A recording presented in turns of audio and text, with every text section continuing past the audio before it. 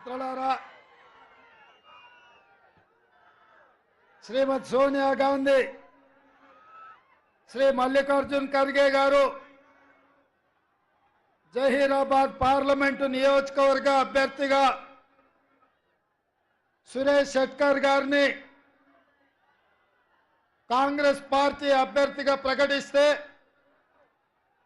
ఈరోజు నారాయణఖేడ్ శాసనసభ్యుడు సంజీవరెడ్డి గారి సభాధ్యక్షతన ఈ జహీరాబాద్ జనజాతర కార్యక్రమాన్ని ఏర్పాటు చేస్తే ఈ కార్యక్రమంలో నాతో పాటు ముఖ్య అతిథులుగా మీ పార్లమెంట్ ఇన్ఛార్జ్ నా మంత్రివర్గ సహచరుడు దామోదర్ రాజ నరసింహ గారు, అదేవిధంగా శాసనసభ్యులు మదన్ మోహన్ రావు గారు, జోక్కల్ శాసనసభ్యులు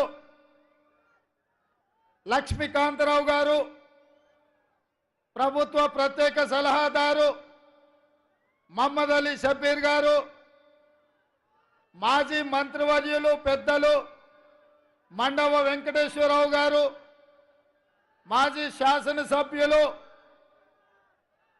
ఏనుగు రవీందర్ రెడ్డి గారు, అదేవిధంగా వేదిక మీద అధిరథ మహారథులందరూ ఈనాడు కాంగ్రెస్ పార్టీ అభ్యర్థిగా మీ ముందు మీ ఆశీర్వాదం కోసం నిలబడ్డ పెద్దలు సురేష్ షెట్కర్ గారు,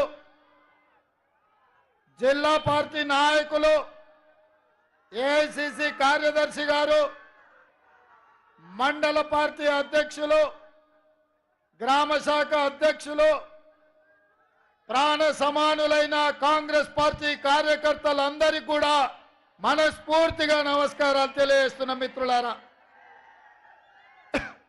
మిత్రులారా, ఈరోజు ఇక్కడ నేను కాంగ్రెస్ పార్టీ అధ్యక్షుడిగా తెలంగాణ రాష్ట్ర ముఖ్యమంత్రిగా నిలబడి ఈనాడు పెద్దలు సురేష్ షెట్కర్ గారిని గెలిపించమని అడుగుతున్నా అంటే ఇది నా గొప్పతనం కాదు, ఇది మీ గొప్పతనం, ఇది మీ కష్టం, ఇది మీ శ్రమ, మీ రక్తాన్ని చెమటగా మార్చి మీ భుజాలు కాయలు కాసేలా కాంగ్రెస్ పార్టీ జెండాను మోసి ఈ పార్లమెంటు నియోజకవర్గం నుంచి నారాయణఖేడ్ నుంచి సంజీవరెడ్డి గారిని, జొక్కల్ నుంచి లక్ష్మీకాంతరావు గారిని, అదేవిధంగా ఎల్లారెడ్డి నుంచి మదన్ మోహన్ రావు గారిని, ఆందోళన నుంచి మా పెద్దలు దామోదర్ రాజ నరసింహ గారిని ఈరోజు మీరు ఎమ్మెల్యేలుగా గెలిపించి శాసనసభకు పంపించడంతో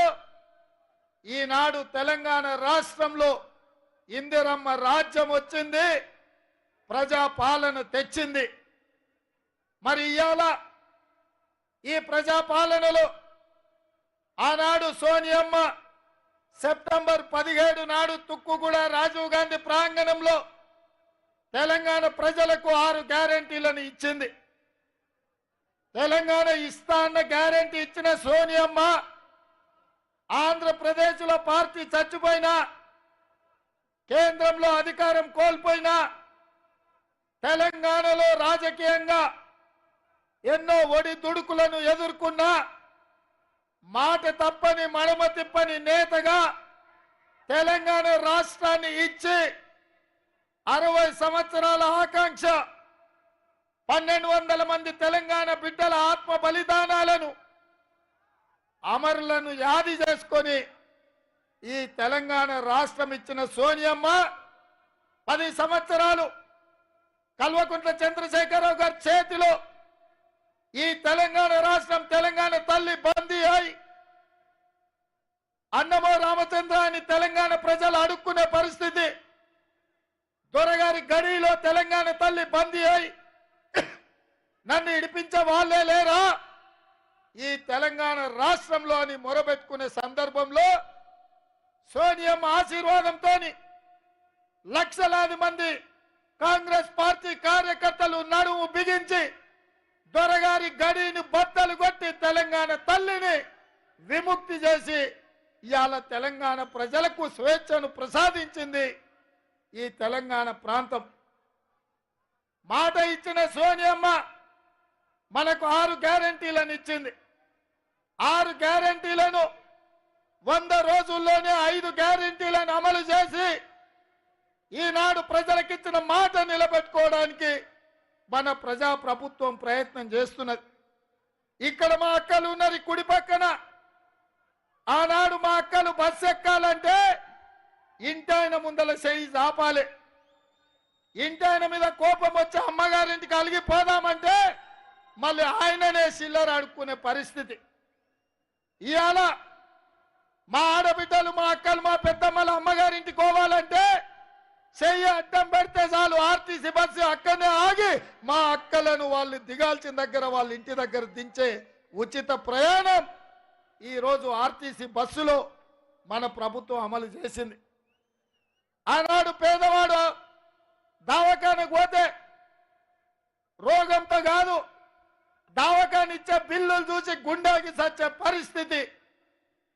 కానీ డాక్టర్ వైఎస్ రాజశేఖర రెడ్డి గారు రాజీవ్ ఆరోగ్యశ్రీ పథకం ద్వారా పేదవాడికి కార్పొరేట్ వైద్యాన్ని అందించాలని యశోద అపోలో ఆసుపత్రిలో బెంచ్ కారులోనే కాదు గంజి తాగే పేదలకు కూడా వైద్యాన్ని అందించాలని ఆనాడు 2 లక్షల రూపాయలతోని 20 ఏళ్ల కింద ఉచితమైన వైద్యం అందించి పేదల ప్రాణాలు కాపాడింది సోనియమ్మ రాజ్యం, కాంగ్రెస్ ప్రభుత్వం. కానీ ఏం పొయ్యకాలం వచ్చిందో చంద్రశేఖరరావుకు. తెలంగాణ వచ్చినాక రాజీవ్ ఆరోగ్యశ్రీ పథకాన్ని నిర్వీర్యం చేసిండు, పేదల ఆరోగ్యాన్ని దెబ్బతీసిండు. అందుకే సోనియమ్మ నాయకత్వంలో ఏర్పడ్డ ఈ ప్రజా ప్రభుత్వం అధికారం చేపట్టిన 48 గంటల్లోనే ప్రతి పేదవాడి ఆరోగ్యం కోసం 10 లక్షల రూపాయలు ఉచితంగా వైద్యానికి అందించి పేదల ప్రాణాలు కాపాడే బాధ్యత మాది అని ఇందిరమ్మ ప్రభుత్వం ఈనాడు బాధ్యత తీసుకున్నది. ఇదే కాదు ఆడబిడ్డల కన్నీళ్లు తీర్వడానికి ఆనాడు దీపం పథకం ద్వారా గ్యాస్ పొయ్యి సిలిండర్ ఇచ్చి 400 రూపాయలకి ఆనాడు సిలిండర్ ఇచ్చింది సోనియమ్మ. కానీ కేంద్రంలో మోడీ, రాష్ట్రంలో కేడీ అధికారంలోకి వచ్చిన 10 ఏళ్లలో 400 ఉన్న సిలిండర్ 1200 చేసి మా ఆడబిడ్డల సొమ్ము దోసుకొని వాళ్ళ ఉసురు కొట్టుకొని ఇవాళ కేసీఆర్ పతనమైండు. సిలిండర్ పొయ్యి పోయి మళ్ళీ కట్టెల పొయ్యి వచ్చే కాలం వచ్చింది. అందుకే మా ఆడబిడ్డల్ని మా అక్కల్ని దృష్టిలో పెట్టుకొని సోనియమ్మ మాకు ఆదేశాలు ఇచ్చింది. రేవంత్ నువ్వు ఆడబిడ్డలకు 500 రూపాయలకే సిలిండర్ ఇవ్వాలి, ఆడబిడ్డల కన్నీళ్లు తూడవాలి అని సోనియమ్మ ఆదేశిస్తే ఇవాళ గ్రామ గ్రామాన తండాలలో గూడాలలో మారుమూల పల్లెల్లో పేదోళ్లకు 500 రూపాయలకే సిలిండర్ ఇచ్చి 40 లక్షల కుటుంబాలను ఇవాళ మన ప్రభుత్వం ఆదుకున్నది. ఇదే కాదు మిత్రులారా, వ్యవసాయానికి ఉచిత కరెంట్ ఇస్తుంటే నా పాదయాత్ర సందర్భంగా రాహుల్ గాంధీ గారు కూడా మీ ప్రాంతంలో పాదయాత్ర చేస్తున్నప్పుడు భూమి లేని పేదవాళ్ళు వచ్చి అయ్యా భూమి ఉన్నోళ్ళకే ఉచిత కరెంట్ ఉంది, మా ఇళ్లలో బిల్లు మోత మోగుతుంది, మొదటి తారీఖు వస్తే గుండెలు అదురుతున్నాయని చెప్పిండ్రు. అందుకే రాహుల్ గాంధీ గారు చెప్పిండ్రు ప్రతి పేదవాడి ఇంట్లో వెలుగులు ఉండాలి, పేదవాడికి ఇంటికి ఉచిత కరెంట్ ఇవ్వాలి అని ఆదేశిస్తే 200 యూనిట్లు ప్రతి పేదవాడి ఇంట్లో 0 బిల్లు ఇచ్చి ఈ రోజు మీ కుటుంబాలలో వెలుగులు నింపి మీ కళ్ళల్లో ఆనందం చూసే బాధ్యత మన ప్రభుత్వం తీసుకున్నది. ఆనాడు పేదవాడు ఇల్లు లేక పేక మేడల్లో పూరి గుడిసెల్లో బాధపడుతుంటే ఆత్మగౌరవం దెబ్బతింటుంటే కొడుకు కోడలు వస్తే ఏడ ఉండాలో తెలియక పిల్లగానికి పెళ్లి చేయాలంటే తల్లిదండ్రులు ఇబ్బంది పడుతున్నప్పుడు డాక్టర్ వైఎస్ రాజశేఖర రెడ్డి గారు ప్రతి పేదవాడికి తండాలలో గూడాల్లో మారుమూల పల్లెల్లో బస్తీలలో ఉండే ప్రతి వాడికి ఇల్లు లేని వాడికి, పెళ్ళైన వాడికి ఆనాడు ఇందిరమ్మ ఇల్లు 25 లక్షలు తెలంగాణ రాష్ట్రంలో ఇచ్చి పేదల్ని ఆనాడు కాంగ్రెస్ ప్రభుత్వం ఆదుకున్నది. కానీ కేసీఆర్ ఏమన్నాడయా, ఇందిరమ్మ ఇండ్లను పట్టుకొని ఇవి డబ్బా ఇండ్లు వద్దు, డబుల్ బెడ్రూమ్ ఇండ్లు ముద్దు, అల్లుడు బిడ్డ వస్తే ఏడవంటారు, కొడుకు కోడలు ఉంటే ఏడ ఉంటారు, కోడి పిల్లను మేక పిల్లను ఉంటే ఏడ కట్టేస్తారు, పేదవాళ్లకు డబుల్ బెడ్రూమ్ ఇల్లు ఇస్తా అని చంద్రశేఖరరావు మాట ఇచ్చిండు. నేను అడుగుతున్నా, ఇక్కడికి వచ్చిన వేలాది మందిని మా అక్కల్ని అడుగుతున్నా, మీకెవరికైనా డబుల్ బెడ్రూమ్ ఇల్లు వచ్చిందా? మీకెవరికైనా డబుల్ బెడ్రూమ్ ఇల్లు ఇచ్చిందా? ఆ సన్నాసి ఇల్లు ఇవ్వలేదు, మీ సంసారాలను చూడలేదు. అందుకే అధికారం చేపట్టిన వెంబడే పేదవాళ్లకు ఇందిరమ్మ ఇల్లు ఇవ్వాలని తెలంగాణ రాష్ట్రంలో 4,50,000 ఇండ్ల మంజూరు చేసి 22,500 కోట్ల రూపాయలతోని పేదవాళ్ళ ఆత్మ గౌరవమైన ఇందిరమ్మ ఇండ్లను మన ప్రభుత్వం మంజూరు చేసి 5 గ్యారెంటీలను అమలు చేసి 100 రోజుల్లోనే చూపించినాం. ఇదే కాదు, తెలంగాణ ఉద్యమమే నీళ్లు, నిధులు, నియామకాల కోసమే కదా ఉస్మానియా కాకతీయ యూనివర్సిటీ విద్యార్థులు వీరులై బీసీ రిజర్వేషన్లు ఉన్నాయి. టోటల్ గా సుప్రీంకోర్టు ఆదేశాల మేరకు హారిజాంటల్ గా 50% కంటే ఎక్కువ రిజర్వేషన్లు ఇవ్వడానికి లేదు. రిజర్వేషన్లు పెంచాలి అంటే బలైన వర్గాల జనాభా లెక్కలు కట్టాలి. వాళ్ళను లెక్క కట్టి వాళ్లకు నిధులు ఇచ్చి వాళ్లకు ఉద్యోగ ఉపాధి అవకాశాలలో రిజర్వేషన్లు ఇవ్వాలని రాహుల్ గాంధీ గారు నాకు చెప్పిండ్రు. అందుకే నేను ముఖ్యమంత్రి ప్రమాణ స్వీకారం చేసిన వెంబడే నా మంత్రివర్గంలో తీర్మానం చేసి శాసనసభ ఆమోదం పొందించుకొని బీసీ జనాభా లెక్కలు కట్టడానికి కోట్ల రూపాయలు ఇచ్చి ఇవాళ బీసీ జనాభాను లెక్కలేసి వాళ్ళని బాగు చేయాలనుకున్నాం. ఎక్కడి నుంచి ఊడిపడ్డాడు ఉడుం లెక్క మోడీ. గుజరాత్ నుంచి బయలుదేరిండు. గుజరాత్ గురించి ఒక్క మాట చెప్పాలి. మనల్ని బ్రిటిష్ వాళ్ళు ఎట్లా వెళ్ళిండ్రో తెలుసా మిత్రులారా? బ్రిటిష్ వాళ్ళు సూరత్ నుంచి అంటే గుజరాత్ నుంచి లోపలికి వచ్చిర్రు. సముద్రం పక్కన సంసారం పెట్టిండ్రు. అన్నదమ్ముల మధ్యలో పంచాయతీ పెట్టిర్రు. ఇక్కడ ఉన్న సంస్థలను రాజ్యాలలో ఉన్న సొమ్మును చూసిండ్రు. ఒకరికొకరికి తాకట్టు పెట్టి ఒకరికొకరికి పంచాయతీ పెట్టి మన జుట్లే మనకు ముడేసి బ్రిటిష్ వాళ్ళు ఈ దేశాన్ని కబలించి 100 సంవత్సరాలు ఏలి మన దేశంలో ఉన్న ఖనిజ సంపద నుంచి కోహినూరు వజ్రం వరకు దోపిడీ చేసి ఈ దేశాన్ని కొల్లగొట్టిండ్రు. మళ్ళా 75 సంవత్సరాల తర్వాత ఆనాడు జవహర్లాల్ నెహ్రూ, పండిత్ జవహర్లాల్ నెహ్రూ గారు, సుభాష్ చంద్రబోస్, వల్లభాయ్ పటేల్, చంద్రశేఖర్ ఆజాద్, భగత్ సింగ్ లాంటి వీరులు నిటారుగా నిలబడి బ్రిటిష్ వాళ్ళను తరిమి ఈ దేశానికి స్వాతంత్రం ఇప్పించారు.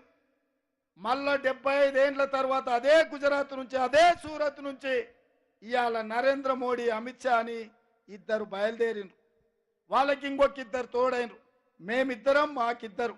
ఎవరై అంటే నరేంద్ర మోడీ, అమిత్ షాకు అదానీ, అంబానీ తోడైనరు.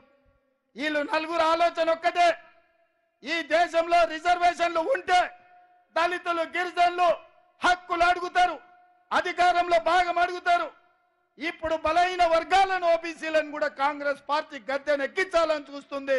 ఇక తమ చేతిలో ఈ దేశం ఉండదు, ఈ దేశ సంపద ఉండదు అని బ్రిటిష్ వాళ్ళ లాగా తయారైనరు. వాళ్ళు బీజేపీ అని పెట్టుకుంటే నేను అదేదో భారతీయ జనతా పార్టీ అనుకున్నా. నిన్న మన బీజేపీ ఆయన ఒక ఆయన పెళ్లిలో కలిసి నవ్వుకుంటూ చెప్తున్నాడు, అన్నా మాది బీజేపీ అంటే భారతీయ జనతా పార్టీ కాదు, బ్రిటిష్ జనతా పార్టీ.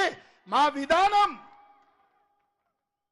మా ఆలోచన బ్రిటిష్ వాళ్ళ ఆలోచన. జాతుల మధ్య, మతాల మధ్య, ప్రాంతాల మధ్య, భాషల మధ్య, మనుషుల మధ్య చిచ్చు పెట్టాలి, విభజించాలి, గద్దెను ఎక్కాలి, దేశాన్ని దోసుకోవాలి. ఇదే విధానం. అందుకే ఇవాళ భారతీయ జనతా పార్టీ 400 సీట్లు అడుగుతుంది.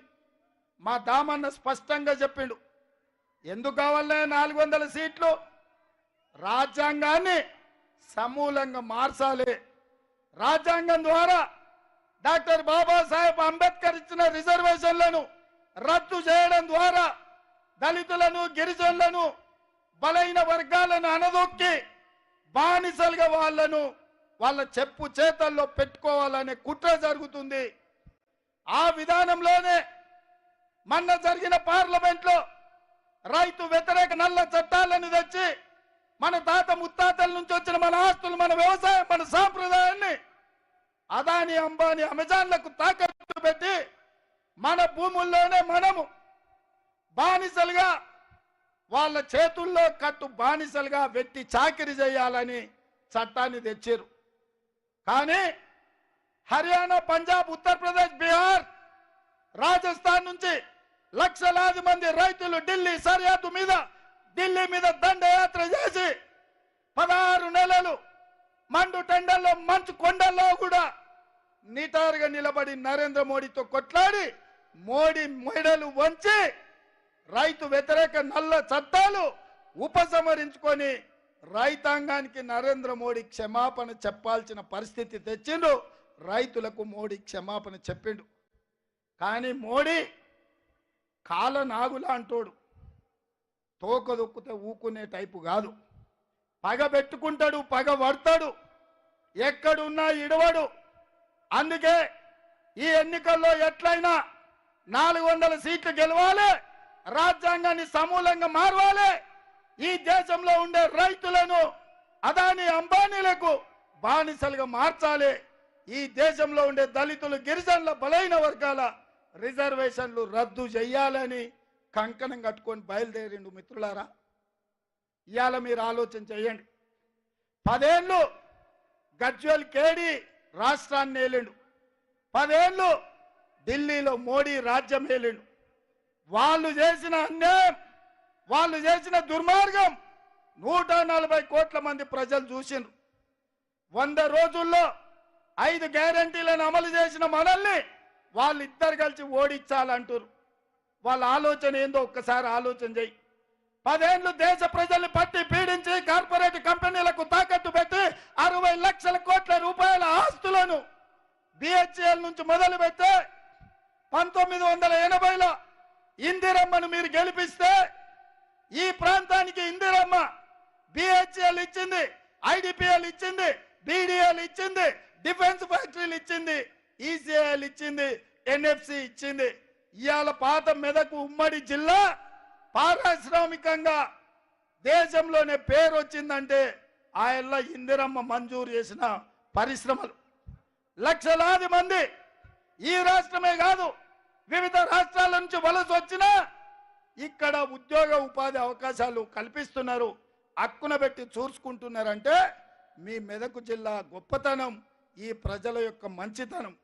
ఇందిరమ్మ తర్వాత మళ్ళీ ఎవరైనా మీకు పరిశ్రమలు ఇచ్చినరా ఒక్కసారి ఆలోచన చేయండి.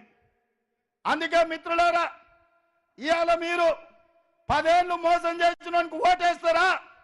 100 రోజుల్లో మంచి పనులు చేసిన వాళ్ళకు మీరు అండగా నిలబడతారా? ఆలోచన చేయండి. ఇవాళ బీజేపీడు చెప్పనికేమీ లేదు. ఇక మీ దగ్గరకు వచ్చిన ఆయన బిజినెస్ పార్టీలని ఇంతకుముందే మిత్రుడు చెప్పిండు. ఆయన ఎవరా? అంగి మార్చిండు, రంగు మార్చిండు, టోపీ మార్చిండు, కానీ బుద్ధి మారిందా? బీఆర్ఎస్ నుంచి బీజేపీలోకి వచ్చిండు. నేను అడుగుతున్నా మా మెదక్ నారాయణ ఖేడ్, మా కామారెడ్డి, ఎల్లారెడ్డి, బాన్సువాడ, జుక్కల్ మిత్రులను, ఆందోళన సోదరులను నేను అడుగుతున్నా, అంగి మార్చినా, రంగు మార్చినా, ఆయన ముఖానికి మసి ఊసుకొని మీ దగ్గరకు వచ్చిన బిజినెస్ పార్టీలను మీరు గుర్తుపట్టారా? 10 ఏళ్ళు మీ ఎంపీగా ఉండి పార్లమెంట్లో ఒక్క రోజైనా మీ సమస్యల గురించి మాట్లాడిండా? సురేష్ శెట్కర్ గారు తీసుకొచ్చిన నేషనల్ హైవే ఇవాళ నేను తెచ్చినా అని చెప్పుకునే దివాలా పరిస్థితికి వచ్చింది. ఇవాళ ఒక్కటే బీఆర్ఎస్, బీజేపీ మాట్లాడుకొని గూడు పుటాని చేసి మీ దగ్గరకు వస్తున్నారు. కేసీఆర్ కు చెప్పే బీబీ పాటిల్ పోయి బీజేపీలో చేరిండు. ఎందుకంటే బిడ్డ బెయిలుకు రావాలంటే జైరాబాదులో బీజేపీని గెలిపించాలి. ఇదే ఒప్పందం చంద్రశేఖర్ రావుది. మెదక్ పార్లమెంట్ అడిగితే గాలి అనిల్ కుమార్ను తీసుకొచ్చి జైరాబాద్ ఇచ్చిండు. పాపము గాలికి పోయిండు. తెలిసిన వాళ్ళకి చెప్పుకొని ఏడుస్తున్నాడంట. ఆ జైరాబాద్ యాడుంది, నేను యాడికి పోవాలి, ఎవడు అడిగేటోళ్ళు లేడు, ఎవడు చెప్పేటోళ్ళు లేడు, ఏం చెప్పాలని పాపం గాలి అనిల్ కుమార్. ఇవాళ గాలి అనిల్ కుమార్ని అన్యాయం చేసి జైరాబాద్ ప్రజల్ని మోసం చేసి బిడ్డ పేరు కోసం జైరాబాద్లో బీజేపీని గెలిపించడానికి ఇవాళ చంద్రశేఖరరావు కంకణం కట్టుకున్నాడు. నేను అడుగుతున్న మిమ్మల్ని, రాబోయే 10 ఏళ్ళు మన ప్రభుత్వం అధికారంలో ఉంటుంది. మీకు ఇండ్లు ఇవ్వాలన్నా, పెన్షన్ ఇవ్వాలన్నా, బసవేశ్వర సంగమేశ్వర ప్రాజెక్టు కట్టాలన్నా, మీకు ఐటీఐ మహిళా కాలేజ్ ఇవ్వాలన్నా, మీకు డిగ్రీ కాలేజ్ ఇవ్వాలన్నా, మీకు లైబ్రరీ చెయ్యాలన్నా, మీ ప్రాంతంలో పేదవాళ్ళని ఆదుకోవాలంటే ఇందిరమ్మ రాజ్యానికి కాంగ్రెస్ పార్టీకి అండగా నిలబడండి సోదరులారా. మన ప్రభుత్వం వచ్చి సరిగ్గా 5 నెలలు కూడా కాలే, ఇంకా 4.5 ఏళ్ళు మనమే ఉంటాం. మన ప్రభుత్వంలో పేదలకు మేలు చేయాలి. సురేష్ షెట్కర్ గారు మీకు తెలుసు, ఎవరైనా ఎక్కడైనా శత్రువు కూడా 1 రూపాయి అడిగిందని చెప్పగలడా? ఇంతకంటే నిజాయితీ కలిగిన నాయకుడు మీకెవరైనా ఉన్నారా? ఇంతకంటే మంచోడు, మెత్తటోడు, మీరు పిలిస్తే పలికేటోడు, మీకు అండగా నిలబడేటోడు, ఆనాడు హైదరాబాదు రాష్ట్ర విముక్తి కోసం నిజాంలకు వ్యతిరేకంగా రజాకర్ల కర్కశత్వానికి అడ్డంగా నిలబడి వాళ్ళ తాత కొట్లాడిండు, వాళ్ళ నాయన మంత్రిగా పనిచేసిండు. ఇవాళ 3వ తరం ఎమ్మెల్యే ఎంపీగా సురేష్ షెట్కర్ గారు పనిచేసారు. ఎక్కడైనా ఎవరైనా షెట్కర్ గారి మీద 1 పైసా ఆరోపణ ఉన్నదా మీరు ఆలోచన చెయ్యండి. మరి ఇవాళ ఇదే కాదు, మొన్న జరిగిన శాసనసభ ఎన్నికల్లో సోనియమ్మ మల్లికార్జున ఖర్గే గారు సురేష్ షెట్కర్ గారికి నారాయణఖేడ్ ఎమ్మెల్యే టికెట్ ఇచ్చాడు. బీబామైన చేతిలో పెట్టినాం. కానీ నా దగ్గరకు వచ్చి ఒక మాట చెప్పిండు, అన్నా నాకంటే సంజీవరెడ్డి అయితే బాగుంటుంది, గెలుస్తాడు, నేను అండగా నిలబడతా, నా బీబాం సంజీవరెడ్డికి ఇయ్యి, నేను అండగా నిలబడతా అని వచ్చాడు. నేను అడుగుతున్న ఇక్కడున్న కార్యకర్తల్ని, ఎవరైనా ఊర్లో వార్డు మెంబర్ అయినా, సర్పంచ్ అయినా, ఎంపీటీసీ అయినా, జడ్పీటీసీ అయినా వచ్చిన అవకాశం వదులుకునే ధర్మాత్ముడు ఎవరైనా ఉన్నారా? కానీ మన సోదరుడు సురేష్ షెట్కర్ ఎమ్మెల్యే బీబాంను మిత్రుడు సంజీవరెడ్డికి ఇచ్చాడు. త్యాగం అంటే ఇది, మిత్రధర్మం అంటే ఇది, పార్టీకి లాయలిటీ అంటే సురేష్ షెట్కర్. పార్టీ రావాలి, నారాయణఖేడ్లో కాంగ్రెస్ గెలవాలి, ప్రభుత్వం ఏర్పాటు చెయ్యాలి అని తనకొచ్చిన ఎమ్మెల్యే టికెట్ కూడా సంజీవరెడ్డి గారికి ఇచ్చారు. మరి ఇప్పుడు చెప్పుండ్రి మిత్రులారా, నిజాయితీకి మారిపోయారు, నీతికి మారిపోయారు. మీ ప్రాంత అభివృద్ధి కోసం కష్టపడేవాడు, వచ్చిన పదవిని మిత్రుల కోసం త్యాగం చేసినోడు ఇవాళ కాంగ్రెస్ పార్టీ సోనియమ్మ మీ జైరాబాద్ ఎంపీగా నిలబెట్టినరు. ఇవాళ మీరు అండగా నిలబడాల్సిన అవసరం ఉందా లేదా ఒక్కసారి ఆలోచన చెయ్యండి. ఇవాళ నేను మిమ్మల్ని అందరిని అడుగుతున్నా, ఈరోజు సురేష్ షెట్కర్ జైరాబాద్లో 1,00,000 మెజార్టీతో గెలవకపోతే ఈ సమాజంలో మంచి చచ్చిపోతుంది, మంచికి విలువ ఉండదు.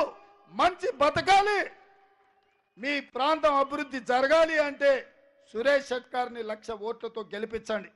సంజీవరెడ్డి గారు అడిగిందే కాదు, ఈ వేదిక మీద నుంచి 3 అంశాలు చెప్తున్నా. Intermediate state rank, 2nd rank, 4th rank ఎక్కడైతే వచ్చిందో అక్కడ 24/7 లైబ్రరీ కోసం నిరంతరం పిల్లలు చదువుకోవడానికి స్పెషల్ డెవలప్మెంట్ ఫండ్ నుంచి 2 కోట్ల రూపాయలు నిధులు ఈ వేదిక మీద నుంచి మంజూరు చేస్తున్నా. అదే విధంగా ఈ ప్రాంత అభివృద్ధి కోసం, ఆడబిడ్డల కోసం మహిళా ఐటీఐని కూడా ఎన్నికల కోడ్ అయిన ఎంబడే మీకు మహిళా ఐటీఐని ఇచ్చే బాధ్యత నేను తీసుకుంటా. ఇదే కాకుండా ఆనాడు ఇందిరమ్మ రాజ్యంలో మీ ప్రాంతం అభివృద్ధి జరిగింది, ఇవాళ మీ ప్రాంతంలో పారిశ్రామికలు రావాలి అంటున్నారు. నేను సూచన చేస్తున్న పెద్దలు సురేష్ షెట్కర్, సంజీవరెడ్డి గారికి, మా అన్న దామన్నకు జైరాబాద్ ఈ నారాయణఖేడ్ ప్రాంతంలో 2,000 ఎకరాల భూసేకరణ చేసి ఇవ్వండి. ఫార్మా కంపెనీలను మీకు తెచ్చి ఫార్మా క్లస్టర్, ఫార్మా విలేజ్ ను పెట్టి వేలాది మంది నిరుద్యోగ యువకులకు ఉద్యోగ ఉపాధి అవకాశాలు కల్పించే బాధ్యత నాది.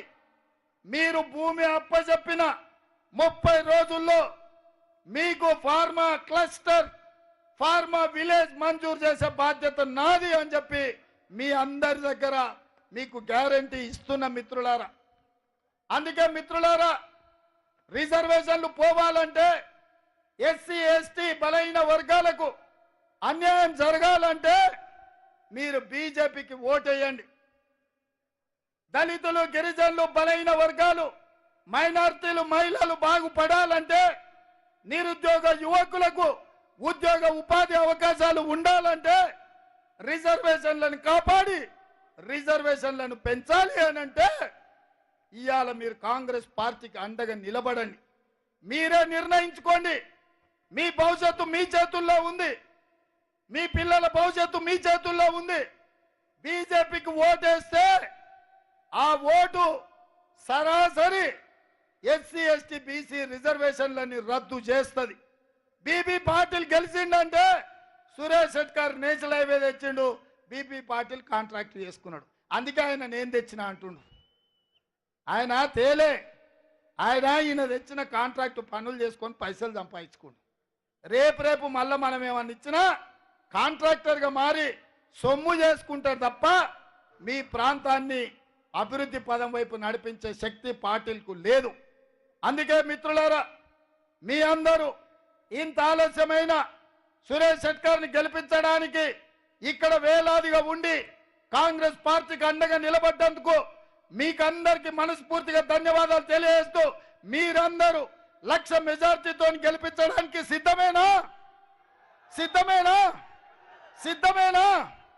సిద్ధమేనా? సిద్ధమేనా? సిద్ధమేనా?